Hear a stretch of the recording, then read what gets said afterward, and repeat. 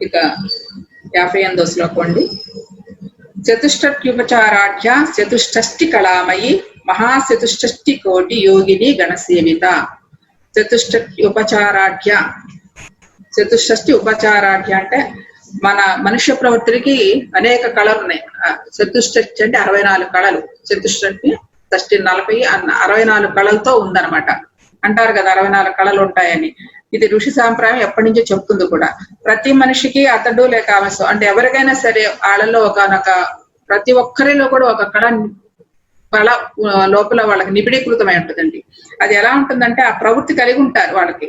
అంటే కళల్లో ప్రతిభావంతులై ఉంటారు. ఎలా అంటే ఉదాహరణ కొంతమంది చూడండి బాగా నాట్యం ఇష్టమో, కొంతమంది సంగీతం ఇష్టమో, కొంతమంది డ్రాయింగ్ ఇష్టమో, కొంతమందికి వంటలు చేయటం ఇష్టమో, కొంతమంది విలువిద్య ఇష్టమో, కొంతమంది ఆడటం ఇష్టమో. సో ఇలాంటి ఎన్నో కళలు ఉన్నాయి. దాంతో పాటు దోపిడీ, దొంగతనం చేయటం, మరి హత్య చేయటం ఇలాంటివి కూడా కళలేనండి. అవి కూడా అంటే వారి వారి మానవ యొక్క సంస్కారాలను బట్టి ఆ కళలు అబ్బుతాయి. వాళ్ళ ప్రవృత్తులుగా వస్తూ ఉంటాయి. గత జన్మ సంస్కారాల ఫలితాలను బట్టి వాళ్ళల్లో ఆ కళలు ఉద్భవిస్తాయి. చూడండి మంచిగా నాట్యం చేస్తే ఎంత బాగుందో, ఏ పూర్వజన్మ సుకృతమో అంత చక్కగా పాడుతుంది. మరి మన ఎంఎస్ సుబ్బలక్ష్మి గారు ఉన్నారు. చిన్నప్పుడు 5 ఏళ్ల నుంచే ఆవిడ ఎంతో అద్భుతమైన సంగీతాన్ని అందించింది ఈనాటి వరకు. ఇప్పటికి నిరంతరం మనం ఎంఎస్ సుబ్బలక్ష్మి గారి ఎప్పుడు మనం ఎంతో విందుగా వింటూ ఉంటాం. అంటే ఆవిడలో ఉన్న సహజమైన ప్రకృతి, గత జన్మల యొక్క జ్ఞానం ఏదైతే ఉందో అది సంగీత రూపంలో ఆవిడకి ప్రతిభావంతురాలయ్యింది. అలాగే బాలమురళీకృష్ణ ఉన్నారు. ఆయన పుట్టడమే కాదు, పుట్టక ముందే ఆయన నేర్చుకున్నారంట. అమ్మ గర్భంలో ఉండగానే ఆయనకి సంగీతం ఉందట. చూడండి ఎంత గొప్ప విశేషం. అంటే గత జన్మల నుంచి ఆ కర్మ యొక్క ఆ యొక్క ప్రవృత్తులు తెలుసుకుంటారు. ఒక్కొక్కరికి ఒక్కొక్క కళ, ఆ కళలు మనలో ఉంటాయి. అంటే కొంతమంది అదృష్టవశాత్తు వాళ్ళ అంటే పూర్వజన్మ సంస్కారం నుంచి చిన్నప్పటి నుంచే ఆ కళలతో రాణిస్తూ ఉంటారు. అయినా రాణించేవాడు ఉండేవాళ్ళు ఎలాగో ఉంటారు. రాణించిన వాళ్ళల్లో కూడా మనలో కూడా ప్రతి ఒక్కరిలో కూడా ఏదో ఒక కళ నిక్షిప్తమై ఉంటుంది. దాని గురించి మనం పట్టించుకోవండి. ఎందుకంటే సమాజంలో పుడతాం, పెరుగుతూ ఉంటాం, ఆ తర్వాత మళ్ళీ వివాహం చేసుకుంటాం. ఇలా కుటుంబ వ్యవహారిక స్థితుల్లో పడిపోయి మనదంటూ అసలైన ఒక గుణం ఉంటుందన్న విషయాన్ని మర్చిపోతాం. ఎప్పుడో బాగా సంస్కారం బాగా ఉత్పన్నమైనప్పుడు తన్నుకుంటూ బయటకు వస్తుంది. ఎందుకంటే అదే ప్రవృత్తి కాబట్టి వాళ్ళందరూ అలా వస్తారు. ఈ సంగీత విద్వాంసులు కానీ, నాట్య మయూరులు కానీ, వీళ్ళందరూ కూడా లేకపోతే ఆర్టిస్టులు కానీ. కానీ కొంతమందికి ఎంతో మన స్త్రీలలోనే, మన కుటుంబ వ్యవహారం చేసే మనలోనే మనకు తెలియకుండా ఏదో ఒక విద్యలో ప్రవీణులై ఉంటాం. అది ఏంటనేది మర్చిపోతామండి, గుర్తుంచాం. ఇట్లా ధ్యానం తర్వాత ఇంకా ఎగ్జాంపుల్ చెప్తున్నా. అంటే ఒక అమ్మాయికి ఇక్కడ కృష్ణా జిల్లాలోనే ఉంటది. ఆవిడకి డ్రైవింగ్ చేయాలని చాలా ఇష్టం అంట. కానీ ఇక్కడ అంత అప్పట్లో పల్లెటూళ్ళలో అంత అనిపించదు కదా. సరే పట్నం వెళ్ళింది, హైదరాబాద్ వెళ్ళిన తర్వాత ఆవిడకి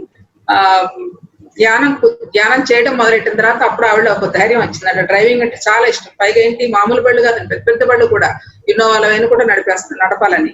అట్లా ఆవిడకి ఆ ధ్యానం తర్వాత ఆవిడకి ధైర్యం వచ్చింది. చక్క బ్రహ్మాండంగా డ్రైవింగ్ చేస్తుంది. ఇట్లా ప్రతి ఒక్కరిలోనూ ఏదో ఒక కళ ఉంటది. ఆ కళని మనం బయటకు తెచ్చుకోవాలి. ఇప్పుడు మన పత్రికారి పాప ఉంది, పెద్ద పాప. తనకి ఆర్ట్ అంటే చాలా ఇష్టం. చిన్నప్పుడు బాగా వేసేది. మధ్య కాలంలో కొంతకాలం మర్చిపోయింది, వదిలేసింది. ఇప్పుడు మళ్ళా తనలోంచి తను బయటకు తెచ్చుకుంది. అంటే సహజంగా ఉన్న గుణాన్ని కొంతకాలం మరుగున పడినా మన యొక్క ఈ ధ్యాన సాధన ద్వారా మనలో ఉన్న కళలు బయటకు వస్తాయి. అలాగా ప్రతి ఒక్కరిలోనూ ఏదో ఒక కళ నిబిడీకృతమైనది. అది ఏంటి అన్నది ఎవరికి వారు శోధించుకోండి. దేని మీద అయితే మనకు మమకారం ఉందో, దేని మీద అయితే ఆసక్తి ఉందో, దేని మీద అయితే నిరంతరం అది బాగుంటుంది మీకు అనిపిస్తుందో దాన్ని మనం పైకి తెచ్చుకోవాలి. అది ప్రతి ఒక్కరిలోనూ నిద్రాణమై ఉంది. అలాంటి కళలన్నీ బయటకు తెచ్చుకోవటమే ఈ చతుషష్టి కళామయి. అంటే అన్ని కళలతో కూడుకుని ఉన్నాడు. ఏదో ఒక కళలో నిపుణుడై ఉన్నాడు. దానిని బయటికి తెచ్చుకునే పనే చేయాలి. అంతేకాకుండా దోపిడీ గాని, దొంగతనం గాని, వ్యసనం గాని అవి కూడా కళలే. అవి కూడా గత జన్మ కర్మబంధములు బట్టి అనుసరించి ప్రతి వ్యక్తి ఏదో ఒక కళలో నిపుణులై ఉంటారు. మానవులకి దైవకృతముగా ఏర్పడిన తమలో ఏర్పడిన ఆ ప్రవృత్తులను అనుగుణమైన కళల ద్వారానే ముక్తి సాధన చేయవచ్చు. అంటే అనుగుణం అంటే ఇప్పుడు సంగీత సాధన అనుకోండి. మనకి ధ్యాన మహాచక్రంలో ఆయన వస్తారు కదా, పేరేంటి, సంగీత విద్వాంసులంతా వచ్చేస్తారు. వాళ్ళంతా కూడా మరి ఆయన డాక్టర్, పేరెంట్ గుర్తురాటల్లా, సితార్ వాయిస్తారు. ఆయనకి వృత్తిరీత్యా డాక్టర్, కానీ ప్రవృత్తిరీత్యా ఏంటి, తనలో ఉన్న గుణం ఏంటంటే ఆ సితార్ వాయించడం మహా అద్భుతం, ఆయనకి మహా ఆనందం అనమాట. కాబట్టి ఆ యొక్క అలాంటి వాళ్ళు తబలా గాని వీళ్ళంతా కూడా అంటే గత జన్మల కళలు ఏదైతే ఉన్నాయో వాళ్ళు బాగా ప్రవృత్తి తెచ్చుకున్నారు. అలా వృత్తిపరంగా ఉద్యోగాలు చేయొచ్చు, ప్రవృత్తి పరంగా తన ఉన్న అంటే దైవంతో అంటే గత జన్మల నుంచి తనలో ఉన్న ఏదైతే తన నిక్షిప్తమై ఉన్నాయో ఆ గుణాలని ఆ కళలని బయటికి తెచ్చుకోవడమే చతుష్షష్టి కళామయి అనే నామానికి అర్థము. కాబట్టి అందరు ఎదుక్కోండి, ఇప్పుడు ఎవరెవరిలో ఏవేవి సాధనలు ఉన్నాయో, ఏవేవి కళలు ఉన్నాయో ఆ కళను బయటికి తీసుకొచ్చే పని మనకి ధ్యానం ద్వారా చాలా చక్కగా ఇంకా చక్కగా చేయగలం. ఆ ధైర్యం వస్తుంది మొదల. కొంతమంది పాడటానికి సిగ్గుపడతాం, కొంతమంది నాట్యం చేయడానికి సిగ్గుపడతారు, కొంతమంది ఇలా ఇలా ఎన్నో రకాలు ఉంటాయి. అలాగే వంట చేయడం కూడా ఒక మహాకళ, అలాగే వడ్డించడం మహాకళ, తినడం కూడా ఒక మహాకళే. సో ఇవన్నీ కూడా మనం చేసే ప్రతి పని ఒక కళాత్మకమైనది. ఆ కళల్లో ఇంకంతే దానిలో నిపుణులే ఉన్నప్పుడు ఆ కళల ద్వారానే మనకి భగవత్ ఆరాధన కూడా చేయొచ్చు. ఇప్పుడు సంగీతం ఉందంటే ఆరాధన ఏంటి, సంగీతంలో వాళ్ళు మమేకం అయిపోతారు. ఇక భగవత్ తత్వమే సంగీతము, సంగీతమే భగవతత్వం అని ఎలా ఎలా అనుకుంటారో ఆ విధంగా ఆ యొక్క దైవాన్ని కూడా దర్శించవచ్చు. అదే విధంగా నాట్యం చేసేవాళ్ళు కూడా నాట్యమే కళ, వాళ్ళకి నాట్యమే దైవము.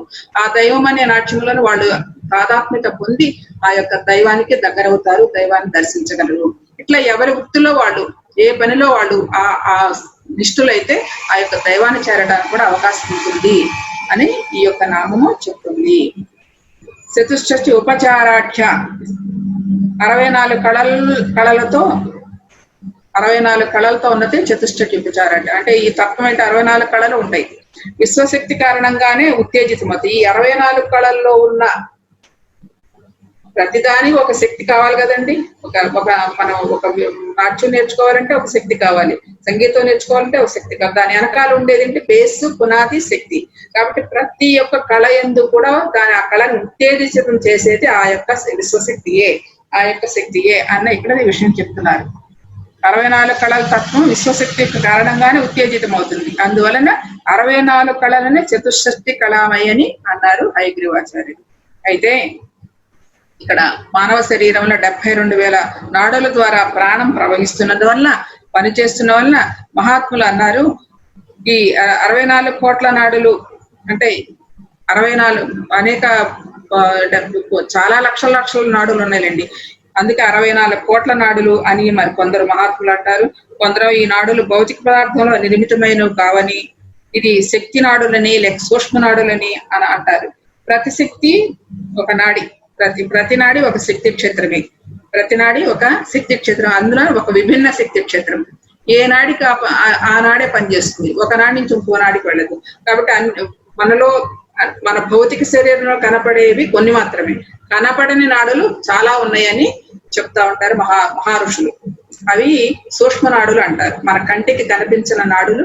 ఇందాక మనం చెప్పుకున్నాం కదా, సుషుమ్నా నాడి కంటికి కనిపించేది కాదు,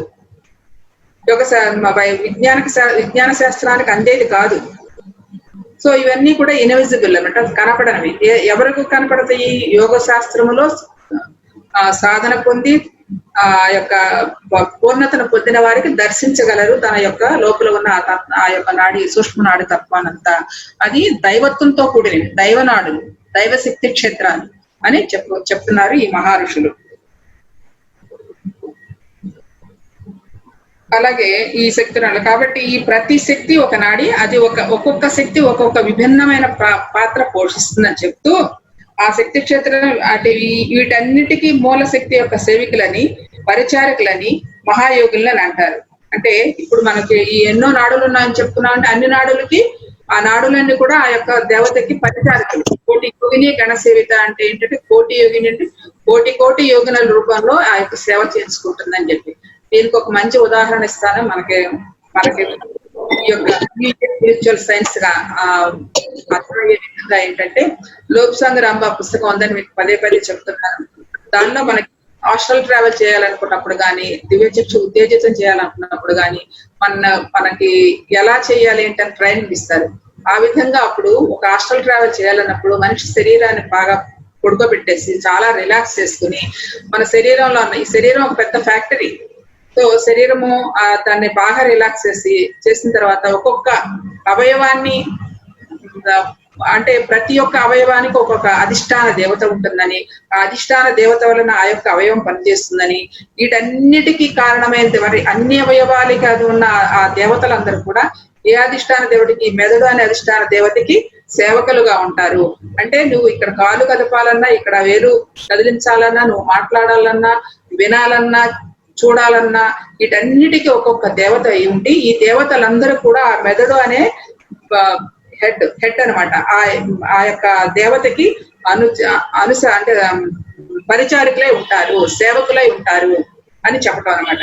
అది కోటి యోగిని గణసేవత అంటే ఈ యొక్క అద్భుతమైన శరీరంలో ఇది ఒక ఫ్యాక్టరీ. ఈ చూడండి, ఫ్యాక్టరీలో ఉద్యోగాలు చేసే వారందరూ వారు పనులు చేసుకుంటూ ఉంటారు. పని అయిపోయిన తర్వాత ఒక బెల్ మొగుద్ది, హారం మొగుద్ది, హారం మొగంగానే అందరూ ఎవరి కాళ్ళకి వెళ్ళిపోతుంటారు. అలా ఎలా అయితే వెళ్ళిపోతారో అదే విధంగా మన యొక్క ఈ శరీరంలో మన నాడి మండలాన్ని కానీ మన శరీరాన్ని కూడా ఒక నిస్తేజం చేసి చలనం లేకుండా అలా ఉన్నప్పుడు ఉండటానికి చేయాల్సింది అంటే ఒక్కొక్క ఈ కాలి పాదం దగ్గర ఒక దేవత ఉంటుంది, ఒక మాస్టర్ ఉంటారు. వాళ్ళకి సజెషన్స్ ఇస్తారు. నేను ఇక రిలాక్స్ చేసుకోవాలనుకుంటున్నాను, నన్ను ఏది కొంచెంసేపు డిస్టర్బ్ చేయకు, నువ్వు కూడా విశ్రాంతి తీసుకో, నేను ఈ యొక్క విశ్రాంతి తీసుకుంటాను, ఎలాంటి చలనం లేకుండా హాయిగా నిశ్చలంగా ఉండు అని చెప్పేసి సజెషన్ ఇస్తాడు అన్నమాట పైనుంచి. అలాగ మోకాల దగ్గర, ఇలాగ జానువుల దగ్గర, ఇలాగ కటి ప్రదేశము, ఇలాగ చేతుల దగ్గర, ఇలాగ పొట్ట దగ్గర, అట్లా ప్రతి పార్ట్ ఉన్న యొక్క ఆ దేవతలు ఎవరైతే మాస్టర్స్ ఉన్నారో ఆ మాస్టర్స్ రిక్వెస్ట్ చేస్తూ నువ్వు చాలా రిలాక్స్ అని చెప్పుకుంటూ ఆ యొక్క మాస్టర్ ఏదైతే మైండ్ ఏదైతే మెదడు ఇచ్చిన సంకేతాలన్నింటినీ పాలించుకుంటూ అప్పుడు ఒక్కొక్క అవయం రిలాక్స్ అవుతూ ఆ యొక్క కేంద్ర స్థానంలో చేరినప్పుడు పూర్తిగా శూన్యస్థితి ఏర్పడినప్పుడు ఆ శూన్యస్థితి నుంచి అప్పుడు ఎక్స్పెరిమెంట్ అని మొదలెడతారు అనమాట. అందులో ఈ శరీరాంతా ప్రశాంతంగా ఉంచాలి, చలనం లేకుండా నిశ్చలంగా ఉంచాలి, అన్ని అవయవాలని రెస్ట్ ఇవ్వాలన్నమాట, ఏ అవయవం పని చేయకూడదు. అలా మనం సజెషన్ ఇస్తూ ఉంటే ఆటోమేటిక్ గా అవన్నీ వింటాయి. మనలో ఉన్న నాడులు, మనలో ఉన్న కణాలు, మనలో ఉన్న సెల్స్ అన్ని కూడా వింటాయి. ఆ ప్రయత్నం మనం చేయాలి, చేస్తూ ఉంటే చాలా చక్కగా వింటాయి. నిన్న చెప్పుకున్న ఒక సూక్ష్మ నాడి ఒక సూక్ష్మ క్రిమి మున్నేంటు మ్యాగ్నిఫిషెంట్ అనే కథలో చెప్పాను. మానవుడే ఒక అణిమ అంటే సూక్ష్మ రూపంలో తన లోపలికి ప్రవేశించి తన నాడి కణాల్లో ప్రవేశించి ఆ కణం చేసే పనులు ఎలా ఉంటాయి అని ఒక ఎక్స్పెరిమెంట్ చేశాడని చెప్పేసి చెప్పుకున్నాం అనమాట. ఆ లోపలికి వెళ్ళిన తర్వాత మన యొక్క నాడులు ఒక పెద్ద ఒక మహా నదుల్లాగా, మన అవయవాలన్నీ కూడా పెద్ద పర్వతాల్లాగా, పెద్ద కొండల్లాగా అలా ఫీల్ అవుతుంది. ఆ చిన్న మనకి చీమ చూడండి, బయట మనకి చీమ కనపడితే మన కాలు దగ్గర ఉంటుంది అనుకోండి, ఆ చీమకి మనం ఆ పెద్ద పర్వతంలా కనపడతాం. అదే విధంగా మన లోపల ఆ ఒక సూక్ష్మంతో వెళ్ళినప్పుడు ఈ ప్రపంచం అంతా ఒక పెద్ద విశ్వంలాగా కనపడుతుంది.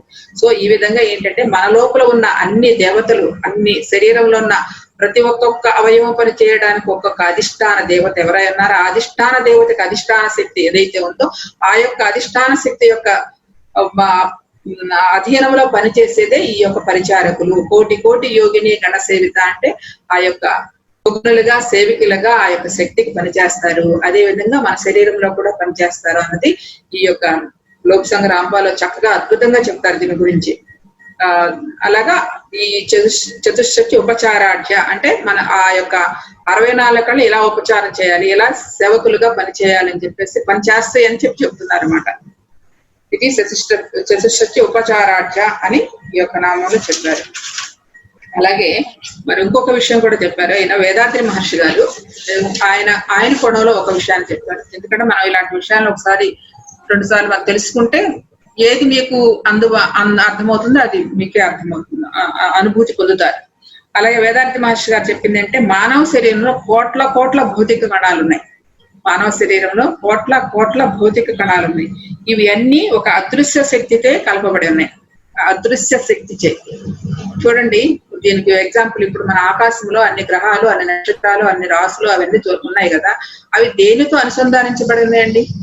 దేనికి అనుసంధానించబడి తిరుగుతున్నాయి? ఏ శక్తి చేత ఉన్నాయి, అక్కడ ఏమి కట్టబడి కానీ ఏది లేవు కదా.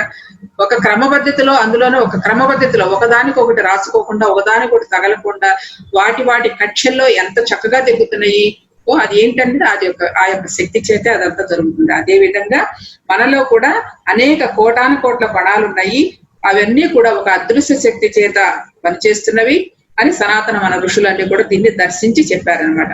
దానినే ఆ యొక్క అంటే ఇన్విజిబుల్ కనెక్టింగ్ వైర్స్ అట. ఇన్విజిబుల్ అంటే కనపడని కనెక్ట్ అయి ఉన్న వైర్స్ అని, అలాగే లేకపోతే జీవకాంత శక్తి అని, అంటే బయోమాగ్నెటిక్ ఫోర్స్, బయోమాగ్నెటిక్ మన లోపల ఉన్న ఆ శక్తి, దాన్ని అలా అని ఆయన వర్ణించారు. ఎవరండి? వేదాద్రి మహర్షి గారు. కాబట్టి వీటిని ఇన్విజిబుల్ కనెక్ట్స్ గా లేక జీవకాంత శక్తి అయితే ఏదైతే ఉందో వాటిని శ్రీ లలితాదేవి అని మహాశక్తి సృష్టి కోటి యోగిని కనసేవత అనే నామంలో ఆయన ఇచ్చిన ఇదనమాట. ఆయన ఇచ్చిన ఆ సంకల్పం అంటే ఆయనకు అనుభూతి చెందింది అది. కాబట్టి మన శరీరంలో కోట్ల నాడులు ఉన్నాయి. నిజమేనండి ఇదంతా కూడాను. మనకి ఇప్పుడు రాంబా గారు చెప్పినట్టు అదే విధంగా ప్రాక్టికల్ గా నేను చిన్న ఎక్స్పీరియన్స్ చెప్తాను. నాకు ధ్యానంకి వచ్చిన అంత ఒక విషయం చెప్పాలంటే, మేము ఎలాంటి అనారోగ్యాలకి ధ్యానం రాలేదండి. కేవలం సత్యాన్వేషణలో ఏదో ఉందని తెలుసుకునే అన్వేషణలో మేము ధ్యానానికి వచ్చాం. శరీరంలో ఉన్న చిన్న రుగ్మతలన్నీ ఆటోమేటిక్ ధ్యానం తర్వాత పోయినాయి. అది పెద్ద విశేషమేం కాదు. కాకపోతే మన కొన్నాళ్ల తర్వాత నాకు ఒక 2-3 ఎక్స్పీరియన్స్ అయినాయి. మనకి యూరినల్ ప్రాబ్లం ఒకటి చాలా కాలం ఉండేది నాకు. మెడిటేషన్కి వచ్చిన తర్వాత ఎటువంటి హాస్పిటల్కి వెళ్ళకోకుండా ఇంచుమించు 25 రోజులు దాంతో సఫర్ అయితే దాని నుండి ఇప్పటికీ లేదండి. అప్పుడైతే ప్రతి నెల వచ్చేది, హాస్పిటలైజేషన్ అయ్యేది, వెళ్ళేదాన్ని, మందులు తెచ్చుకునేదాన్ని. సో దాని తర్వాత ఎందుకు తగ్గించుకోకూడదని ధ్యానం వచ్చిన కొత్తలోనే మళ్ళీ వెంటనే వస్తే అప్పుడు బాధపడ్డాం, బాగా సఫర్ అయ్యాను. 25 days ఫీవర్ వచ్చి అన్ని వచ్చినా దాంతో సఫర్ అయ్యాను. ఆ తర్వాత మళ్ళీ ఇంతవరకు అసలు లేనే లేదు, అలాంటి ప్రాబ్లమే లేదు. అదే ఇంకొక విషయం ఇంకొక ఎక్స్పీరియన్స్ ఏంటంటే, ఒక కాలు మీద ఒక రింగ్ వామ్ అని అంటారు కదా, ఒక తామర లాంటిది, అది వచ్చింది అనమాట. వస్తే చాలా కాలం మనం మెడిసిన్ వాడాం కదా, నేనేం వాడలేదు. అప్పటి నుంచి ఇప్పుడు మెడిసిన్స్ ఏమి ఉండవు. సో వాడలేదు, అలా వదిలేసాను. అది కొంచెం పెరుగుతుంది, దురద వస్తుంది. ఏం చేయాలి ఇట్లా అనిపించింది. ఒకసారి ఇలా మెడిటేషన్ లో కూర్చున్నప్పుడు అక్కడికి వెళ్ళి అక్కడ ఉన్న ఏదో ఒక క్రిమే కదా అక్కడ మన ఇది చేసింది. అక్కడ ఆ యొక్క రింగ్ వామ్ రావడానికి కారణం ఒక వైరస్, ఒక చిన్న క్రిమి. సో ఆ క్రిమి ఏదైతే ఉందో ఆ క్రిమికితో మాట్లాడానమాట. నువ్వు అక్కడికి వెళ్ళి నీకు ఏదైతే ఇబ్బంది కలిగింది ఇప్పటి వరకు నువ్వు చేసావు అక్కడ, ఇంకా నాకు చాలుగా, నువ్వు దాన్ని ఉపసంహరించుకో అని చెప్పేసి అని ఇలాగా మాట్లాడితేనంటే 1 వారం రోజులు చేసేప్పటికి లేదు, పోయిందండి. అప్పటి నుంచి ఇప్పటికి ఎరగను. సో అంటే అప్పుడు ఎక్స్పెరిమెంట్ ఏంటంటే, మనలో ఉన్న అలా సెల్స్ తో మాట్లాడుకున్నప్పుడు ఆటోమేటిక్ గా ఆ సెల్స్ కూడా యాక్టివేట్ అయిపోయి, ఇది ప్రత్యక్ష అనుభవం కదా. ఇట్లాంటి చాలా మంది ఉన్నారు, నేనే కాదు చాలా మంది ఉన్నారు. సో ఇలాంటి ఏంటంటే, ఇదిగో మనలో ఉన్న సెల్స్ తోటి, మనలో ఉన్న నాడీ మండలతోటి కాంటాక్ట్ అయినప్పుడు ఇలాంటి అద్భుతాలు, ఇలాంటి అంటే అంత చిన్న విషయాలకి ఈ శక్తిని ఉపయోగించుకోవడం అంత అవసరమా అని అనుకోవచ్చు. అవసరమా అంటే మనకి ఎక్స్పెరిమెంట్ కావాలిగా, అవునా కాదా అని. ఎక్స్పెరిమెంట్ ఉంది కాబట్టే నేను ఇంత దృఢంగా మీకు చెప్పగలుగుతున్నాను. అనుభవం ఉంది కాబట్టే మీకు ఇంత దృఢంగా చెప్పగలుగుతున్నాను. కాబట్టి ఆ యొక్క ఎక్స్పెరిమెంట్ చేయడంలో తప్పు లేదు. తప్పు ఒకసారి అనుభవపూర్వకంగా చేసుకోవాలి. ప్లస్ అంతేకాకుండా మన శరీరంపై మన ఆధిపత్యం సంపాదించుకున్నాం. మన శరీరం ఎలా ఉండాలో మనకి, మన శరీరం మన చేతుల్లో ఉంది, మన ఆరోగ్యం మన చేతుల్లో ఉంది అన్న విషయాన్ని ఈ యొక్క నాడి మండలంపై గాని మన లోపల కణాలతో గాని మాట్లాడుకోవడం, ఇవన్నీ కూడా చాలా అద్భుతమైన విషయాలండి. మరణం లేని మీరు పుస్తకాన్ని చాలా చక్కగా చదవండి, 1-2 సార్లు. అది ఫుల్ ఎక్స్పెరిమెంట్ బుక్. ప్రతిదీ కూడా, ప్రతి ఒక్క చాప్టర్ ఎక్స్పీరియన్స్ అయ్యి బయటకు వెళ్తుంటే అసలు మీకు ఇంకా తిరిగే ఉండదు, అంత గొప్పది. నేను ఆ పుస్తకాన్ని కొన్ని 100 సార్లు మా మాస్టర్స్ కి చెప్పుకుంటాను. అట్లా మేము ఒక ఏమంటే సాంగత్యం చేసుకుంటాం చాలా సార్లు. సో ఆ విధంగా అలాగా వేదాద్రి మహర్షి గారు చెప్పింది అది మనకి కూడా ఆ యొక్క తెలుస్తుంది. మీకు సాధన చేస్తూ బాగా పెరుగుతున్నప్పుడు లోపల ఉన్న కణాలతో మాట్లాడుకోవటం, ఇంకా చాలా అంతర్ముఖ ప్రయాణం అంటే ఏంటో తెలుసా అండి. అసలు లోపల ఉన్న మన ప్రతి అవయవాన్ని, ప్రతి అంగాన్ని కూడా చక్కగా మనం చూసుకోవచ్చు.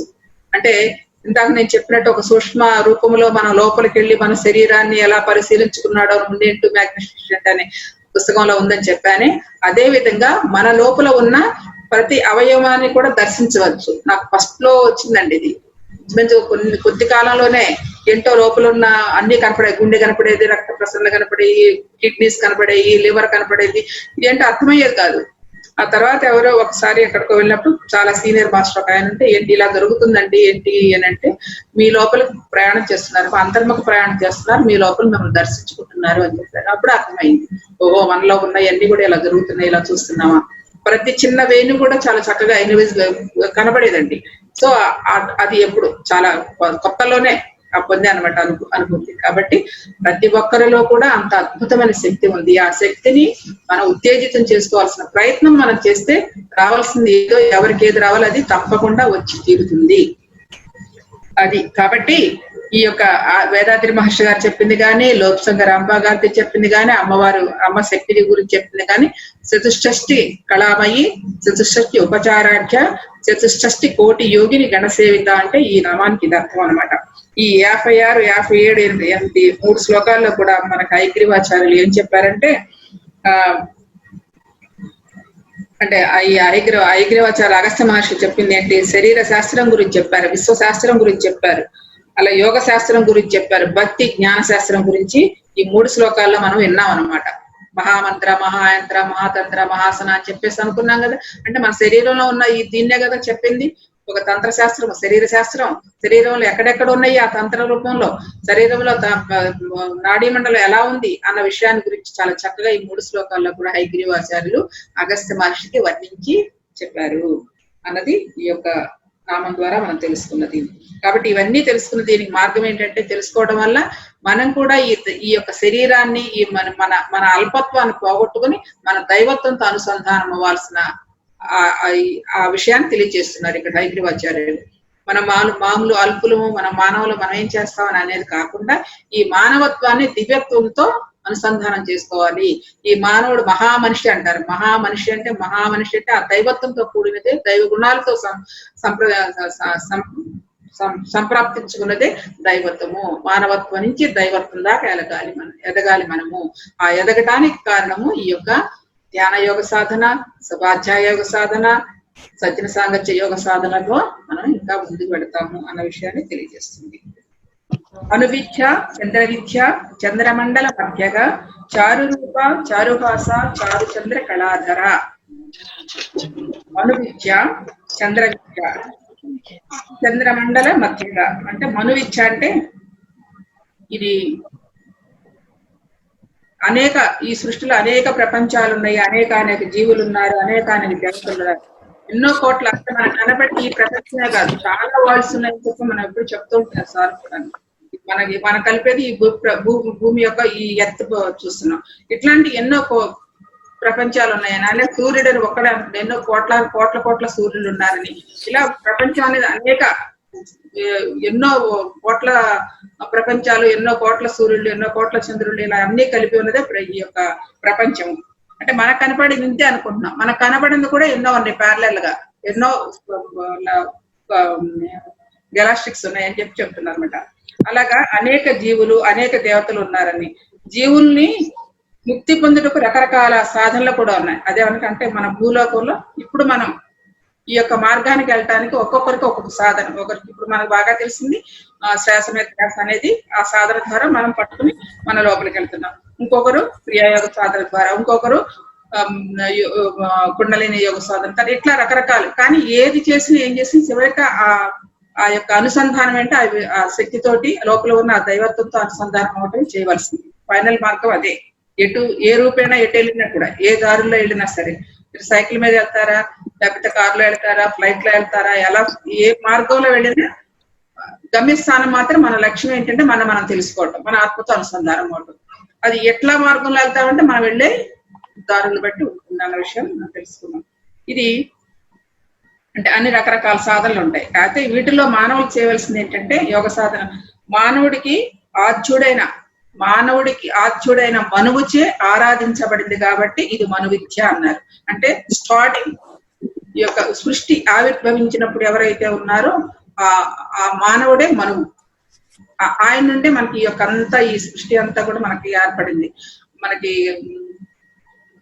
అది మన పూజ జరుగుతున్నప్పుడు ఇది సంకల్పం చెప్తారు కదా, వైవస్వత మన్యంతరే కలియుగే బ్రహ్మపాదే జంబు పట్టవస్త అంటే మీరు ఎక్కడెక్కడ ఉంటే అవన్నీ చెప్పుకుంటారు. ఆ వైవస్వత మన్యంతరే అంటే ఆ మనువు అనేది అనమాట. ఆ మనువు ఏదైతే ఫస్ట్ స్టార్టింగ్ మానవుడు ఉన్నాడో ఆ మనువు నుంచి మనువు ఏదైతే చేశాడో ఆ విద్య మనం అందరం ఆచరిస్తున్నాము అన్న విషయాన్ని తెలియజేస్తుంది. మన విద్య అంటే యోగ సాధన. మానవులని మానవులకు ఆద్యుడైన మానవునిచే సాధన చేయబడింది కాబట్టి ఇది మను విద్య అని అన్నారు. అర్థమవుతుంది కదా. కాబట్టి మనుషులందరూ ఎన్నో రకాల ప్రపంచాలు ఉన్నాయి, ఎన్నో రకాల జీవులు ఉన్నారు, ఎన్నో రకాల సాధనలు ఉన్నాయి. ఎన్ని కూడా ఇవన్నీ కూడా స్టార్టింగ్ ఎవరైతే ఉన్నారో మనువుగా ఎవరైతే వచ్చారో ఆ మానవుడు చేసిన విద్యతో స్టార్ట్ అయింది కాబట్టి మను విద్య అని చెప్పబడింది అని ఈ యొక్క నామానికి అర్థము. అలాగే చంద్ర విద్య, మను విద్య, చంద్ర విద్య. చంద్ర విద్య అంటే చంద్రుడు మనసుకి అధిపతి, రక్త ధాతువులకు అధిపతి. చంద్రునిపై ధ్యానం చేయటం వల్ల రక్త ప్రసరణ బాగా సరిదిద్దపడి మనసు నిశ్చలమై వారి శిరస్సు చుట్టూ కూడా ఒక కాంతి ఏర్పడుతుంది. అమ్మ ఆ యొక్క కాంతిని అమ్మని ఆదిశక్తి అని అనుగ్రహం కలిగిస్తుంది చంద్ర విజ్ఞానం. అంటే మనకి పౌర్ణమి ధ్యానాలు మీరు చేస్తున్నారు కదండి. పౌర్ణమి ధ్యానం అంటే ఏంటి, పౌర్ణానికి ముందు రోజు, పౌర్ణం తర్వాత 3 days కూడా ఆ ఎఫెక్ట్ ఉంటుంది. ఆ పౌర్ణమి అంటే పూర్ణ చంద్రుడు, ఆ పూర్ణ కళతో ఉండడమే పౌర్ణమి. ఆ మనసుకి అధిపతి చంద్రుడు. ఆ చంద్రుడిని ఆరాధించడం వల్ల ఏమవుతుంది, ఆ కిరణాలు మనకి అనుసంధానం అయ్యి మనకు ఒక ప్రశాంతతని, ఒక నిశ్చల స్థితిని కలిగిస్తున్నాయి. కాబట్టి అందుకని చంద్ర విద్య అన్నారు. అదే విధంగా మనం ఎప్పుడైతే ఆ నిశ్చలమైన ప్రశాంతమైన ఆ యొక్క కిరణాలతో మనం సాధన చేసినప్పుడు మన లోపల రక్త శుద్ధి జరిగి చక్కగా రక్త ప్రసరణ జరిగి చాలా అంటే కూల్ అవుతాయి అన్నమాట. బాడీ అంతా కూడా ఒక బ్యాలెన్స్ వచ్చేస్తుంది. ఆ బ్యాలెన్స్ వచ్చినప్పుడు ఏమవుతుంది, ఆటోమేటిక్ గా ఒక నిశ్చల స్థితి వస్తుంది. ఆటోమేటిక్ ప్రశాంతంగా ఉంటాం. ఆ ప్రశాంతతే అంతకి ఆహ్లాదం కలిగిస్తుంది అని చంద్ర విద్య అనే నామానికి అర్థం అనమాట.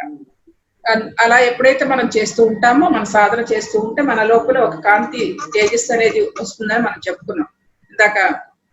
సరే కదా, మనలో ఉన్న ఆ యొక్క విశ్వశక్తి సుషుమ్నా నాడి ప్రయాణం చేస్తే ఆ సహస్రారాలు చేరుతున్నప్పుడు మనలో ఒక కాంతి ఏర్పడుతుంది, తేజస్సు ఏర్పడుతుంది అనుకుంటున్నాము. అదే విధంగా ఆ తేజస్సే మనకి దేవుళ్ళ చుట్టూ ఇలా ఒక ఆరా ఉంటుంది కదా, అలా కాకుండా మన చుట్టూ కూడా ఆరా ఉంటుంది, అందరికీ ఉంటుంది. చూడగలిగిన వాళ్ళకి ఆ పుస్తకంలో లోక్ సంగ్రామాలు ఆరాలు ఎలా చూడొచ్చు అనేది కూడా ఎక్స్పీరియన్స్ ఉంది. అందులో కూడా ఫస్ట్ స్టార్టింగ్ చేయొచ్చు. ఇప్పుడు మీరందరూ ఉన్నారు, మీరే గమనించండి. నా చుట్టూ అయినా ఉంటుంది, మీ చుట్టూ అయినా ఉంటుంది. అది ఒక కాంతి అనమాట. ఆ కాంతి ఏంటంటే మీలో ఉన్న ఆ చైతన్య శక్తి ఎంతైతే బాగా ఎక్స్పాండ్ అయ్యిందో ఆ ఎక్స్పాండ్ అయిన ఆ శక్తి మీకు ఇలాగా ఏర్పడుతుంది అని చెప్పారు. సో దానికి ఒక ఎక్స్పెరిమెంట్ కూడా చెప్పాను, మీరు చేశారా లేదా ఆ రోజున చాలా కాలం కింద. మనలో చైతన్య విస్తరణ ఎలా జరుగుతుంది, చైతన్యం ఎలా ఎంతవరకు ఉందన్న విషయానికి ఒకసారి చెప్పాను. మరి గుర్తుందా ఎవరికన్నా? ఇది ఇలా చెప్పారు, 2 చేతులు అరచేతులు ఇలా పెట్టుకుని మీరు ఈ మధ్య భాగంలో మనసును కేంద్రీకృతం చేసి ఇలా పెట్టుకున్నప్పుడు ఆ 2 అరచేతుల మధ్యలో ఒక వైబ్రేషన్ ఉంటుంది. ఆ వైబ్రేషన్ చూడండి, ఇప్పుడే వైబ్రేషన్ ఉంటుంది. ఆ వైబ్రేషన్ మీరు నెమ్మదిగా గమనిస్తుంది. మనసును అక్కడ పెట్టాలి, దృష్టిని అక్కడ పెట్టాలి. అంటే దృష్టి అంటే కళ్ళు మూసుకోవచ్చు. జస్ట్ ఆ మనసును తీసుకెళ్ళి ఆ 2 ఈ పాయింట్స్ అరచేతి మధ్య భాగంలో ఇలా పెట్టి మీరు అలా గమనిస్తూ ఉంటే ఆ 2 అరచేతుల మధ్యలో ఉన్న ఎనర్జీ కాంటాక్ట్ అయ్యి జిమ్ అని లాగుతూ ఉంటుంది. ఇలా మీరు ఎలా ఎక్స్పాండ్ అవుతుంటే అది ఎంత దాకా వెళ్తుందో మీకు తెలుస్తుంది. ఆ ఎక్స్పీరియన్స్ ఇలా వెళ్తూ ఉంటది అన్నమాట.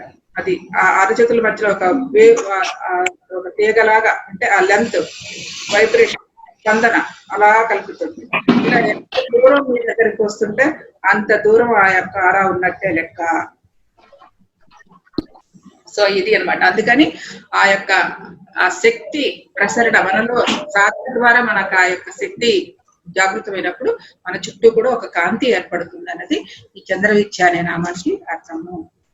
ఇది వస్తుంది, మీరు చక్కగా చేస్తూ తెలుస్తుంది మీకు. అలాగే శిరస్సును చంద్రమండలంగా భావించినప్పుడు దాని యొక్క కేంద్ర బిందువు 4 పాయింట్ లో శక్తి రూపమైన మనోన్మణి ఉంది. దాన్నే చంద్రమండల మధ్యగా అంటారు. మనోన్మణి, మనస్విని అనే నామానికి మనం ఇంత ముందు కూడా చెప్పాను. మనోన్మణి, మనస్విని అనే నామాలకు అర్థం ఏంటంటే ఈ యొక్క సహస్రార స్థితిలో ఏదైతే మనకి కేంద్ర బిందువు ఉందో ఈ సహస్రారంలో చెప్పుకున్నాం త్రికోణాకారంలో ఉంటుంది. దానికి ఎగ్జాంపుల్ ఒక పసిబిడ్డ మాడు చూస్తే తెలిసింది.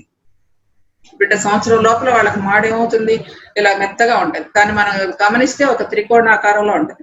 ఆ త్రికోణంలో మధ్య భాగం కేంద్రం ఏదైతే ఉందో ఆ కేంద్ర స్థానంలో ఆ యొక్క శక్తి అంతా ఉంటుంది.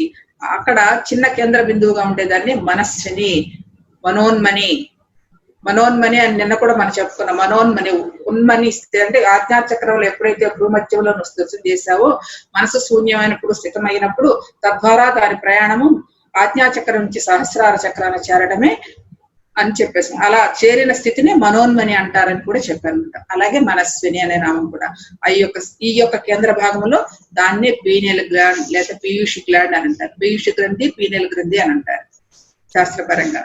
సో ఆ గ్రంథుల్ని యాక్టివేట్ చేసుకోవడం మనం చేసే ఈ యొక్క సాధన. ఈ యొక్క సాధన ఎందుకు జరుగుతుందంటే మనం ఎంత కష్టపడి ఎంత సాధన చేయడానికి చేసేదంటే ఈ స్థితికి చేరడానికి. ఈ స్థితికి వచ్చినప్పుడు మన అనుభూతి కలుగుతూ ఉంటుంది.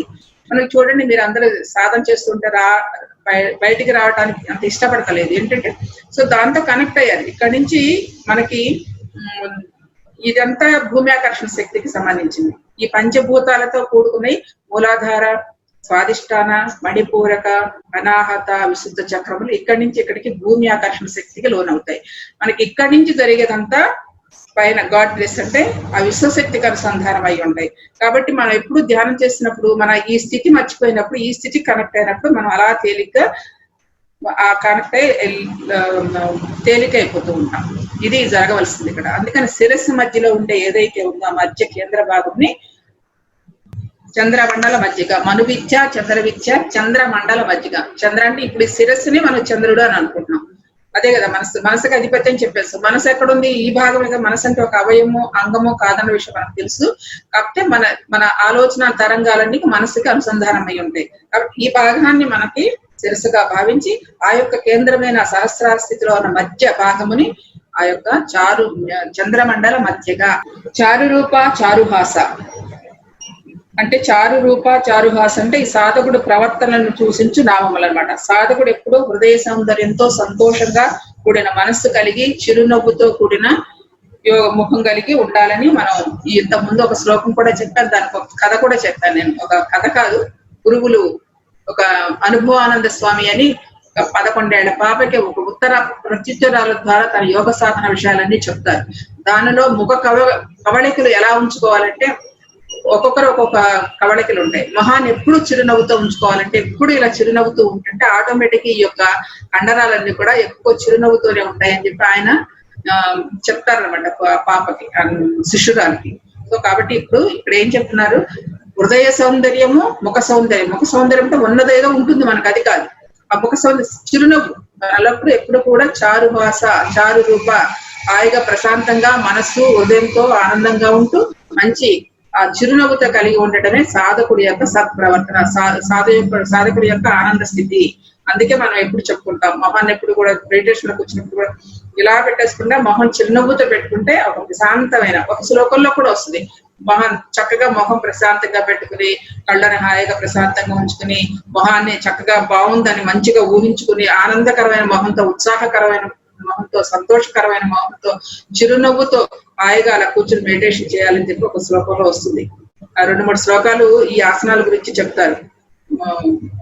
అది వదనస్మర మాంగళ్య గృహతోరణ చిల్లిక, భక్తరశ్మి పరివాహ చలన్మీనాభలోచన, ఇంద్రకోప పరిక్షిప్త స్వర తూణాభా చెంగిక, ఇవన్నీ కూడా ఆ నామాలకు సంబంధించినవి. అంటే మన ఆ యొక్క అవయవాలని ఎలా కూర్చోవాలి, ఎలా సాధన చేయాలన్నట్టు చెప్పేదన్నమాట.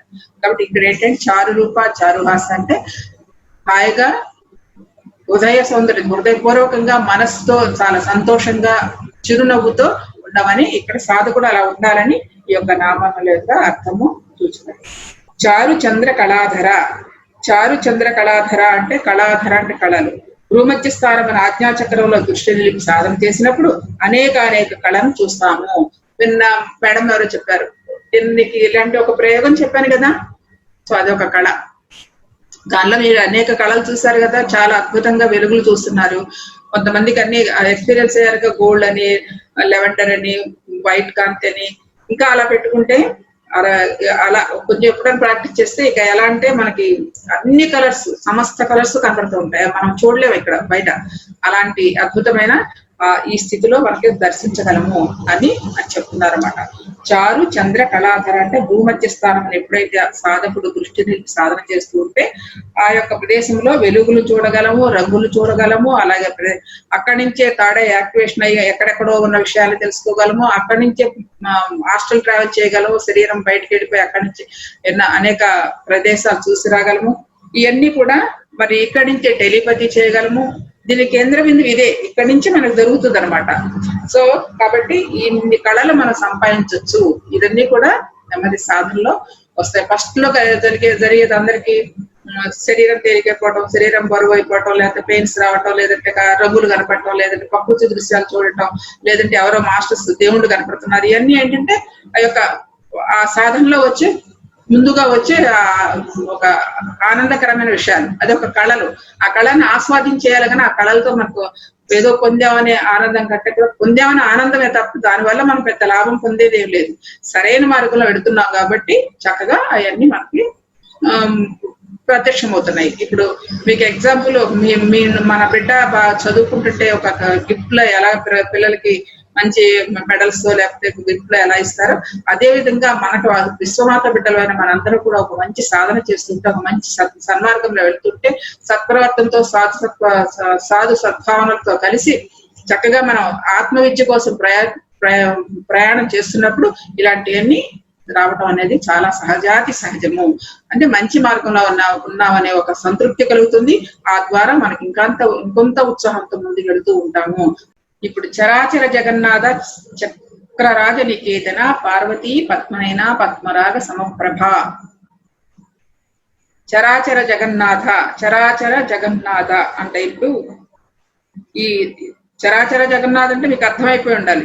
అంతటా సర్వత్రా వ్యాపించి ఉన్న ఆ యొక్క విశ్వశక్తి, ఆ యొక్క ఆదిశక్తి స్వరూపమే అంతటా ఉందని. చరాచర జగన్నాథ్ అంటే జగన్నాథ రూపంలో పేరు ఇక్కడ మార్చుకోవడం. ఆదిశక్తి ఆ యొక్క చైతన్య శక్తి, ఆ యొక్క మహా చైతన్యమే అంతటా వ్యాపించి ఉన్నదని చెప్పటము.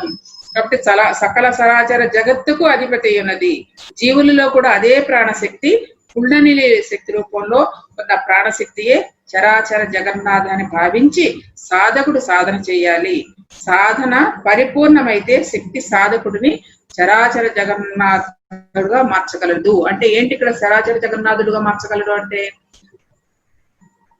ఆ యొక్క ఆదిశక్తికి సర్వత్రా ఎలా తెలియబడిందో, ఆ యొక్క విశ్వశక్తికి సర్వత్రా ప్రపంచంలో జరిగే ప్రతి ఒక్క అనుభూతి ఎలా తెలుస్తుందో, అదే విధంగా సాధకుడు పరిపూర్ణమైనప్పుడు సకల జీవుల యందు ఉన్న ఆ యొక్క దైవత్వాన్ని, ఆ యొక్క స్థితిగతులను అనుభూతి చెందగలడు. అది చరాచర జగన్నాథ. జగన్నాథ అంటే జగత్తంతా వ్యాపించి ఉన్న స్థితిని మనకు అర్థం చేసుకోగలము ఎప్పుడు ఈ యొక్క సాధన ద్వారా కుండలిని శక్తి జాగృతం చేసుకున్నప్పుడు అని చెప్తున్నారు. దాన్ని చరాచర జగన్నాథ అని, ఆ కుండలిని శక్తినే చరాచర జగన్నాథ అని చెప్తున్నారు. అది ఆ సాధకుడికి అనుభవం కావాలంటే ఆ శక్తి జాగృతమైనప్పుడు సర్వత్రా ఉన్న ఆ యొక్క సర్వ జీవులలో ఉన్న దైవత్వాన్ని కానీ అన్నిటిని ఏదైనా సరే అవగాహన చేసుకోగలం తొందరగా. ఏ విషయమైనా కూడా చాలా తొందరగా అర్థం చేసుకోవాలి. అందుకే చూడండి, ధ్యానానికి తర్వాతకి చాలా తేడా వస్తుంది. ధ్యానం ముందు మనకి చాలా విషయాలు అవగాహన అవ్వవు. కొంచెం ధ్యాన సాధన పెరుగుతున్న కొద్దీ ఏంటంటే మన అవగాహన శక్తి పెరుగుతుంది. అవగాహన శక్తి పెరగడం అంటే ఏంటి, నీలో ఇంద్రియ వికాసం జరుగుతుంది, అంటే బుద్ధి వికాసం జరుగుతుంది. మన సాధన ద్వారా ఆ కుండలిని శక్తి జాగృతం మన బుద్ధిని ప్రచోదితం చేస్తుంది, అంటే వికసింపజేస్తుంది. మన మనసును వికసింపజేస్తుంది, మన బుద్ధిని వికసింపజేస్తుంది. తద్వారా ఆ బుద్ధి ద్వారా సూక్ష్మమైన విషయాలు కూడా తీసుకోగలిగే శక్తి ఏర్పడుతుంది ఈ యొక్క సాధన ద్వారా, ఈ యొక్క విశ్వశక్తి ద్వారా అని ఈ యొక్క నామవాక్యము. అది చరాచర జగన్నాథ అనే నామకి అర్థము. చక్రరాజ నికేతన అంటే మనకు చక్రరాజ్యం ఏంటో మనం చాలా సార్లు చెప్పుకున్నాం.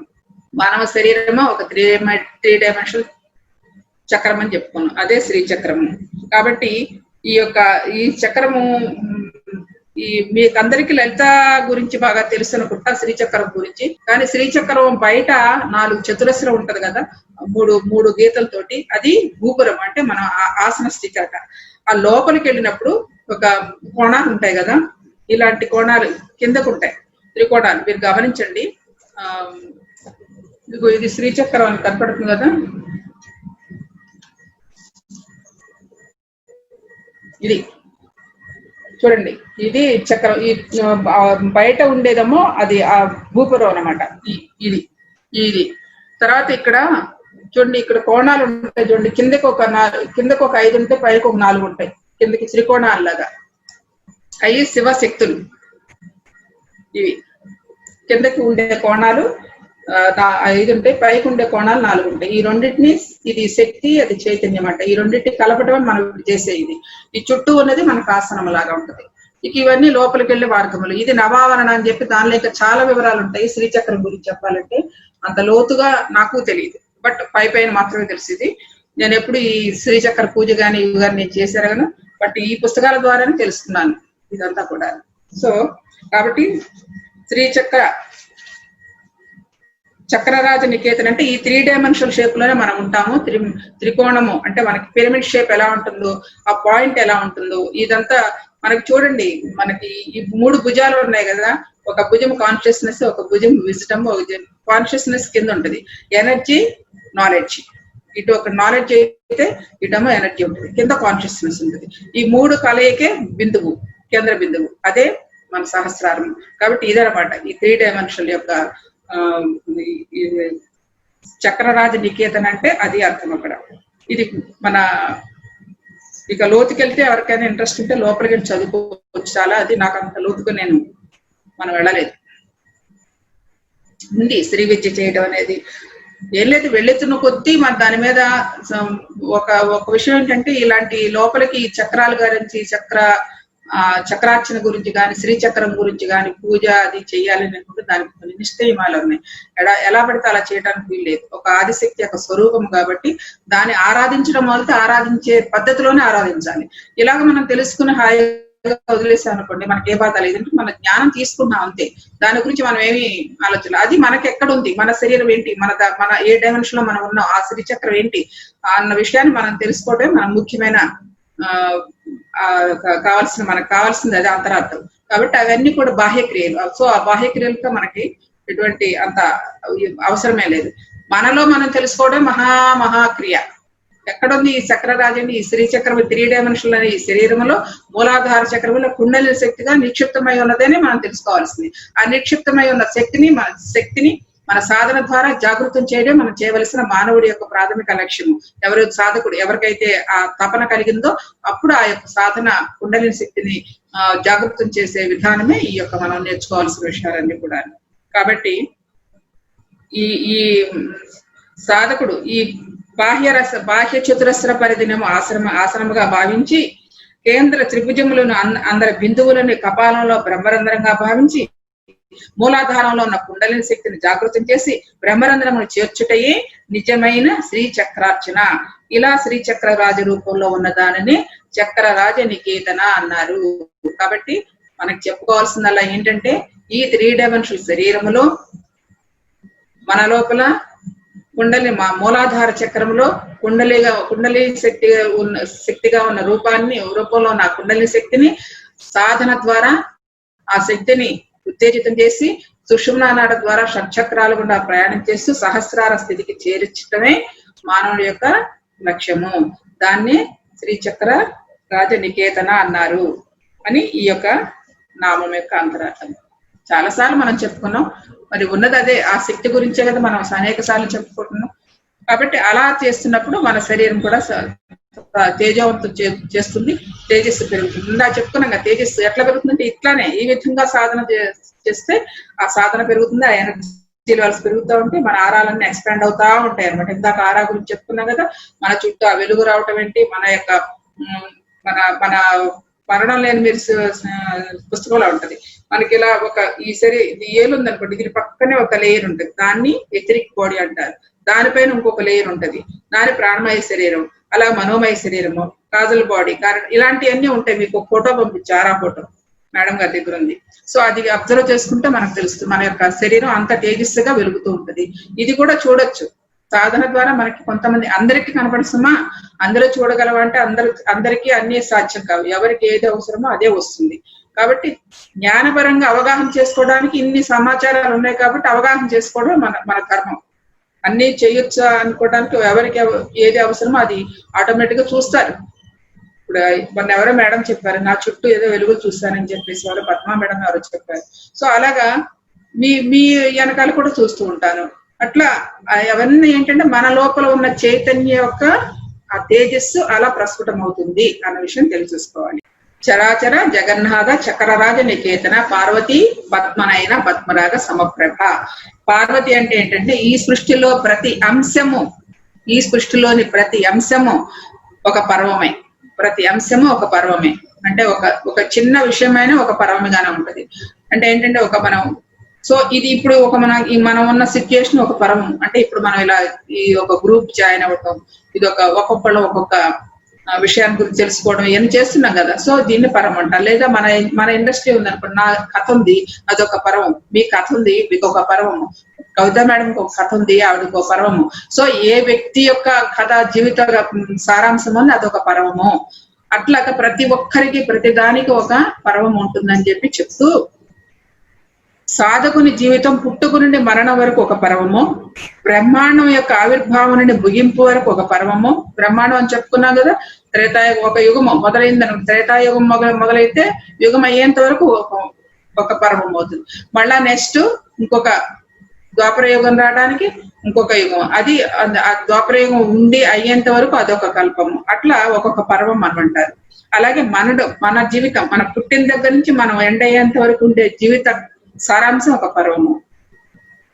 ఇలా ఈ జగత్తులో అనేక చరిత్రలు అనగా పర్వములు ఇమిడి ఉన్నాయి. ఈ పర్వములన్నీ తన స్వరూపముగా గల విశ్వశక్తియే పార్వతి. ఎంత బాగుందండి. అందరి యొక్క చరిత్రలో కలిగి ఉన్నదే పార్వతి. పర్వములన్నీ కలిసిందే పార్వతీ శక్తి. కాబట్టి ఇక్కడ అందుకని ఏమంటారో తెలుసా, ఈవిడికి ఈ అమ్మవారి యొక్క ఇప్పుడు నా అనుభవం నాది, మీ అనుభవం మీది, మీ ఇంకొకరి అనుభవం ఇంకొకరిది.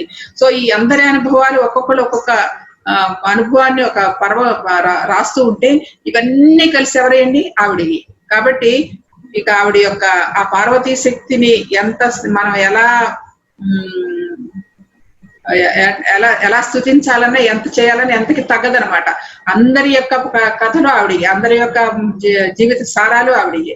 కాబట్టి ఈ పార్వతీ శక్తిని అందరి యొక్క పర్వములే పార్వతీ శక్తి, పార్వతి అని కీర్తించబడిందని రాస్తారు. ఎలా రాయాలంటే ఇందులో యొక్క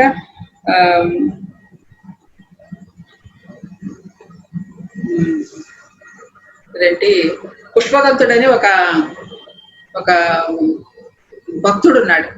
అమ్మవారి చరిత్రను రాయాలంటే ఇదేంటి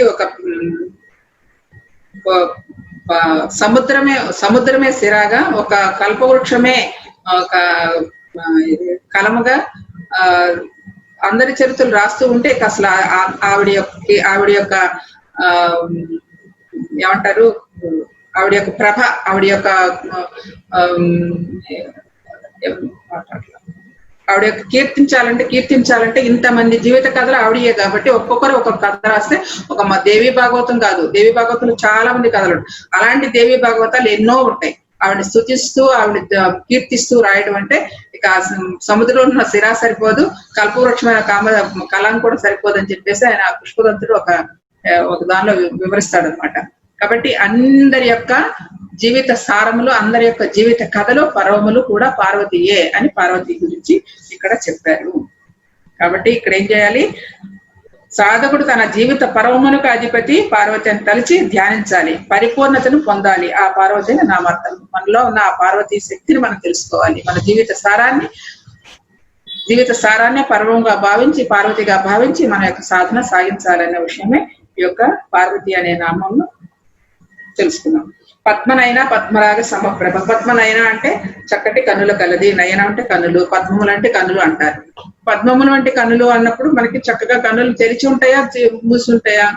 కన్నులు ఇంచుమించు పద్మనయన అంటే తెరిచే ఉంటాయి. సో ఎట్లా అయితే తెరిచి ఉంచబడిన కనులు ఉంటాయి. ఆ కనులు ఆ ఆ దృష్టిని కళ్ళు తెరిచి విప్పార్చి భ్రూమధ్యమన స్థితం చేసి సాధన చేయటం అనేది అది ఒకనొక సాధన అండి, అంతకంటే వేరే ఏం లేదు. మనం అలా చేయమని కాదు. ఇక్కడ నామానికి అర్థం ఏంటంటే పద్మనయన అంటే నయనములు అంటే కళ్ళు విప్పార్చి ఉంటాయి కదా, పద్మమ్మ రేకులతో విప్పార్చి వికసించినప్పుడు రేకులన్నీ ఇలా విప్పారి ఉంటాయి. అదే విధంగా కనురెప్పలు ఇలా విప్పార్చి భ్రూమధ్యములు స్థితం చేసి ఆ సాధన చేయమని నేను ఇక్కడ అర్థం. అది ఒకనొక సాధనలో ఇందాక చెప్పుకున్న అనేక సాధనలు ఉన్నాయి. ఆ సాధనలో ఒకటి అన్నది మాత్రమే ఇక్కడ చెప్తున్నారు. అది పద్మనయన. మామూలుగా అర్థం చేసుకోవాలంటే పద్మములు అంటే కనులు కలవది అమ్మవారు అన్న విషయం అర్థమవుతుంది. సో ఈ భూమధ్య స్థానంలో స్థితి నిలిపినప్పుడు అది జరుగుతుంది అని చెప్పి. కానీ ఇక్కడ మనకు అర్థం చేసుకోవాల్సిందంటే మనం కళ్ళు తెరిస్తే మనకి ఎనర్జీ అంతా ఇప్పుడు బ్రహ్మకుమారి సమాజం వాళ్ళు ఉన్నారండి, వాళ్ళు అలాగే చేయిస్తారు. అంటే వాళ్ళ సంప్రదాయ ప్రకారం వచ్చి వాళ్ళ దీది ఏదైతే ఇచ్చారు, బాపూజీ ఏదైతే ఇచ్చారో అదే వాళ్ళు చేస్తున్నారు. కళ్ళు తెరిసి ఒక లైట్ పెట్టి ఆ లైట్ దగ్గర అలా చూస్తూ ఉండమని కూర్చోమని చెప్తారు. కొంతసేపు ఒక పావుగంట 20 నిమిషాలు చేసేప్పుడు, పావుగంట అవసరం మనం అయితే కొంచెం కూడా సేపు ఉండలేం. చేసేప్పటికి ఏమవుతుంది, ఎనర్జీ అంతా ఖర్చు అయిపోతుంది. మళ్ళా కళ్ళు మూసుకుని మళ్ళా ఎనర్జీని సంపాదించుకోవాలి. సో అదొక స్థితి, అదొక సాధన వాళ్ళకి. దానిలో కూడా ఉత్తీర్ణై ఎంతమంది తయారయ్యారు కదా, ఎంతమంది ఉన్నారు ఇప్పుడు బాపూజీ అంటే పైనుంచి ఎంతో చక్కటి రోజుకు ఒక ప్రసంగం వస్తుంది. అది ఆ టెలిపతి ద్వారా ఆ దీది ఎవరైతే ఉన్నారో పెద్ద దీది, ఆ దీది నుంచి మళ్ళీ ఇవన్నీ వస్తాయి అనమాట. ఇదొక వాళ్ళ యొక్క పరంపర, అది బ్రహ్మకుమారి సమాజం. సో ఆ విధంగా చేస్తున్నారు. కానీ మనకుగా చెప్పేది ఏంటంటే మనకి హాయిగా కళ్ళు మూసుకుంటే మనకు కళ్ళు విప్పార్చవసరం, మన కళ్ళు లోపల విప్పార్చే ఉంటాయి. ఆ యొక్క అనుకోకుండా చక్కగా మనకి ఏది తెలియకుండానే శ్వాస మీద ధ్యాస పెట్టినప్పుడు ఆ 2 కళ్ళు గుడ్లు కనుక్కొని వచ్చేసి ఇక్కడ దృష్టి ఆటోమేటిక్ గా వచ్చేస్తుంది. మనం ఏం ప్రయత్నం చేయవలసిన. అదే అందుకనే అతి తేలికైనది, అతి సహజమైనది, అతి సరళమైనది అని చెప్తాం. అంత సరళమైన యోగ సాధన ద్వారా మన అంతటి ఆ యొక్క మనోన్మని స్థితికి, ఆ యొక్క సహస్రార స్థితికి, ఆ యొక్క పీయూషి గ్రంథి దగ్గరికి మనం చక్కగా చేరుతున్నాం. అందుకని సుఖంగా మనం సాధన చేస్తున్నాం మిత్రులారా. అది ఇక్కడ తెలియాల్సింది కాబట్టి చెప్తున్నా. పద్మనయన అంటే అది. కాబట్టి ఈ సాధనలో ప్రగతి సాధిస్తున్న కొలది ఏమవుతుందంటే దాకా చెప్పుకున్న శరీరం ఇక్కడేంటి పద్మరాగ సమప్రభ. పద్మరాగ అంటే మణులతో కాంతులు కలిగిన మణులు ఉంటాయి కదా, మణులు మన ఏమిటి జెమ్స్, గ్రీన్, కెంపులు, వైడ్యూర్యాలు ఇలాంటివి ఉన్నాయి కదా. కెంపులు, వైడ్యూర్యాలు, పచ్చలు ఉంటాయి కదా.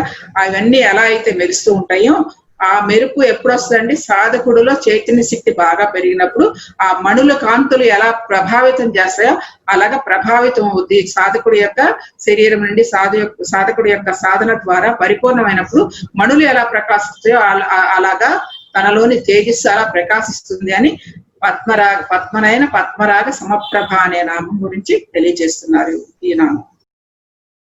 నేను ధ్యానం గురించి చెప్తాను, చక్కగా విని చక్కగా మీరు ధ్యానంలోకి ప్రయాణం చేయండి. ధ్యానం అంటే మనకి ఈ యొక్క స్త్రీ పురుష లింగభేదం లేదండి, పిల్లలు అనేది కూడా లేదు. చిన్నవాళ్ళ దగ్గర నుంచి పెద్దవాళ్ళ వరకు కూడా చాలా చక్కగా ధ్యానాన్ని అభ్యసించవచ్చు. ఎవరి వయసుంతో అన్ని నిమిషాలు కూర్చోవడమే ముఖ్యమైనది. కాబట్టి మిత్రులారా, కూర్చునే విధానం ఎలా అంటే మనకి కూర్చోగలిగిన వాళ్ళు చక్కగా బాచి పెట్టేసి కూర్చోవచ్చు, లేని పక్షంలో కుర్చీలో కూర్చోవచ్చు. సౌకర్యవంతమైన భంగిమను తీసుకొని, అంటే సౌకర్యవంతమైన ఆసనాన్ని తీసుకొని చక్కగా ప్రశాంతంగా కూర్చోవాలి. కుర్చీలో కూర్చున్న వాళ్ళు కాళ్ళు క్రాస్ చేసుకుని వేళ్లలో వేలు పెట్టుకుని ప్రశాంతంగా కళ్ళు మూసుకుని మన యొక్క నాసికలో జరిగే శ్వాస నిశ్వాసాలను గమనిస్తూ ఉండటమే మనం చేయవలసిందల్లా.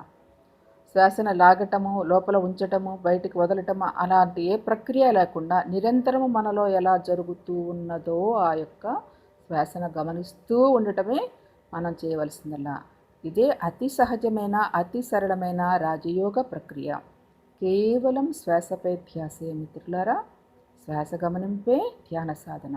జస్ట్ అబ్జర్వ్ యువర్ బ్రెత్ అన్నారు. కేవలం మనలో జరిగే శ్వాస నిశ్వాసాలను గమనిస్తూ ఉండటమే చేయవలసిందల్లా. మనసులో పరి విధాల ఆలోచనలు వస్తూ ఉంటే ఆ ఆలోచనలు కట్ చేస్తూ ఆ యొక్క మనసును శ్వాసపై ఉంచుతూ ఉండటమే మనం చేయవలసిన ప్రాథమిక ప్రక్రియ. మనసులో పరిపరి విధాల ఆలోచనలు వస్తూ ఉంటే అవి కట్ చేస్తూ ఆ యొక్క మనసుని శ్వాసపై ఉంచుతూ ఉండండి.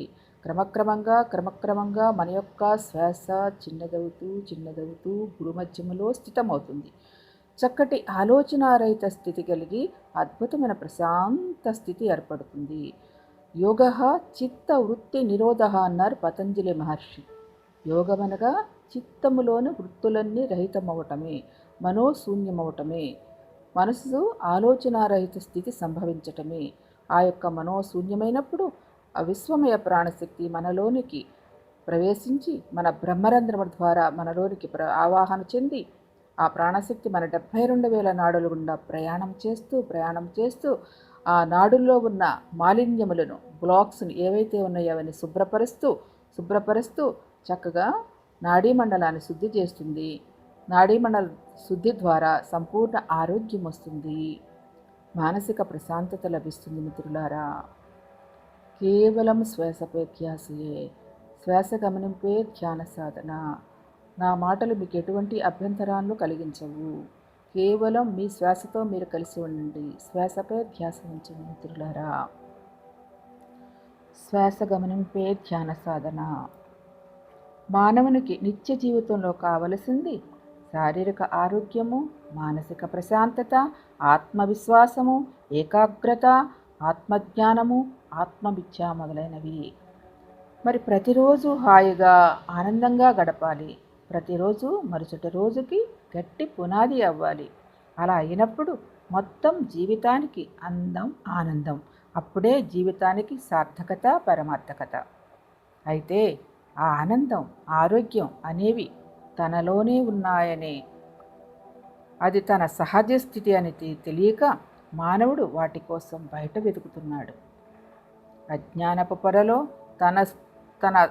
తనలో ఉన్న చైతన్యాన్ని, అంటే ఆత్మను అన్వేషించడం, ఆత్మను ఆ యొక్క అజ్ఞానపు పొరలు కప్పివేయటం వల్ల అసలైన ఆనందాన్ని గ్రహించలేకపోతున్నాడు. మేఘాలు తొలగిపోగానే సూర్యుడిని ఎలా ప్రకాశిస్తూ ఉంటాడో సూర్యుడు, అదేవిధంగా మనకి బుద్ధికి కమ్మిన పొరలను తొలగించుకొని జీవితాన్ని అద్భుతమయం చేసుకునే మార్గమే ధ్యానము. శ్రీ లలితా సహస్రనామములో కూడా అమ్మ చెప్పినది ధ్యానమే గమ్యమని. అంతర్ముఖ సమారాధ్య అని, బహిర్ముఖ సుదుర్లభ అని చెప్పారు. అంటే అంతర్ముఖం అవటమే ధ్యానము, మనలోనికి మనం ప్రయాణం చేయటమే ధ్యానము. దానికి సాధన ఈ యొక్క శ్వాసపై ధ్యాస ఉంచి శ్వాసతో అనుసంధానమై మనలోనికి మనం ప్రయాణం చేస్తాం మిత్రులారా. అదే అంతర్ముఖ ప్రయాణము. మరి మనల్ని మనం ఉద్ధరించుకోవాలంటే ఉద్ధరేదాత్మానాత్మానమవసాదయేత్ ఆత్మైవహాత్మనో బంధు ఆత్మైవహాత్మనో రిపురాత్మన అని భగవద్గీతలో చక్కగా భగవానుడు మనకు చెప్పారు. అంటే ఉద్ధరేదాత్మానాత్మానం, నిన్ను నీవు ఉద్ధరించుకోవాల్సింది ఎవరికి వారే ఉద్ధరించుకోవాలి, ఇంకొకరి చేత ఉద్ధరింపబడదు. ఉద్ధరేదాత్మానాత్మానం, మన ఆత్మను మనమే ఉద్ధరింప చేసుకునే ప్రక్రియే ఈ యొక్క శ్వాస మీద ధ్యాస, శ్వాసపై ధ్యాస. శ్వాస గమనింపే ధ్యాన సాధన మిత్రులారా, శ్వాస గమనింపే ధ్యాన సాధన మిత్రులారా. చక్కగా మన యొక్క శ్వాసను గమనిస్తూ ఉండాలి. మనసులో పరిపర విధాల ఆలోచనలు వస్తూ ఉంటాయి, కట్ చేస్తూ ఆ యొక్క మనసుని శ్వాసపై ఉంచుతూ ఉండటమే చేయవలసిందల్లా. క్రమక్రమంగా మన యొక్క శ్వాస చిన్నదవుతూ భూమధ్యములో స్థితమవుతుంది. ఆ యొక్క చిత్తవృత్తులన్నీ ఆగినప్పుడు ఆ విశ్వమయ ప్రాణశక్తి మనలోనికి ఆవాహన చెంది తద్వారా సంపూర్ణ నాడీమండల శుద్ధి జరిగి చక్కటి శారీరక ఆరోగ్యాన్ని, మానసిక ప్రశాంతతను, తద్వారా అనేక ఆధ్యాత్మిక అనుభూతుల పరంపరను మనం సొంతం చేసుకుంటాం మిత్రులారా. కేవలం శ్వాసపై ధ్యాసయే, శ్వాస గమనింపే ధ్యాన సాధన. శ్వాసే గురువు, గురువే శ్వాస. తపస్భ్యోధికో యోగి జ్ఞానిభ్యోపి మతోధికః కర్మభ్యాచాధికో యోగి తస్మాత్ యోగి భవార్జున అన్నారు భగవానుడు. అంటే తపస్సు కంటే ధ్యానము గొప్పదని చెప్తున్నారు, ధ్యానమే గమ్యమని చెప్తున్నారు. ఇలా మనం సాధన చేస్తూ ఉంటే చక్కగా ఏమవుతుంది, అభ్యాసయోగయుక్తేన చేతసా నాణ్యగామిని పరమం పురుషం దివ్యం యాతి పార్థాను చింతయన్. అంటే అభ్యాసము ద్వారా ఇలా నిరంతరము ధ్యాన సాధన చేయటం ద్వారా మన మనసు అన్య విషయముల మీదకు పోకుండా పరమమైనది, పవిత్రమైనది, దివ్యమైనది యొక్క ఆత్మాను అనుభూతిని పొందగలము, ఆత్మతో అనుసంధానం అవ్వగలము, ఆ ఆత్మతత్వాన్ని మనం అవగాహనతో అనుభూతి పొందగలము అని చెప్తున్నారు భగవానులు. అలాగే అమ్మ శ్రీ లలిత సహస్రనామానుల అమ్మ చెప్పారు, జ్ఞానమే గమ్యము, జ్ఞాన జ్ఞేయ స్వరూపిణి అని చెప్పారు అమ్మ శ్రీ లలితా సహస్రనామంలో. అంటే జ్ఞానమే గమ్యము. ఎలా వస్తుంది ఈ జ్ఞానము? ధ్యానము ద్వారా, ధ్యాన సాధన ద్వారా మనం అంతర్ముఖమైనప్పుడు, ఆ అంతర్ముఖమైన సాధన పూర్ణత్వం పొందుతూ ఉన్నప్పుడు మన యొక్క సకల జ్ఞానాన్ని మనం సేకరించుకోగలము, అంతటా ఉన్న ఆ యొక్క జ్ఞానాన్ని స్వీకరించుకోగలము. అది సాధకుడు ఉత్తీర్ణత అంటే సాధనలో పూర్ణత పొందిన కొద్దీ చక్కటి అనుభూతిని పొందగలము. అందుకే చెప్పారు భగవానుడు ఒక చక్కటి శ్లోకములో, నహి జ్ఞానేన సదృశం పవిత్రమిహ విద్యతే తస్వయం యోగ సంసిద్ధ కాలేనాత్మని విందతి. అంటే నహి జ్ఞానేన సదృశం అంటే జ్ఞానమే పవిత్రమైనది, జ్ఞానమే గొప్పది, అంతకంటే మించిన విద్య లేదు. జ్ఞాన విద్య, ఆత్మవిద్య అన్ని విద్యలలోకెల్లా ఉత్తమోత్తమైనది. అమ్మ కూడా చక్కటి ఆత్మవిద్య అనే నామములు చెప్పింది. కాబట్టి ఈ జ్ఞానమే ఉత్తమమైనది, పరమ పవిత్రమైనది, జ్ఞానమే గమ్యమైనది, అంతకంటే ఈ లోకంలో మరేదీ లేదు, ఈ జ్ఞానానికి మించినది మరేదీ లేదు.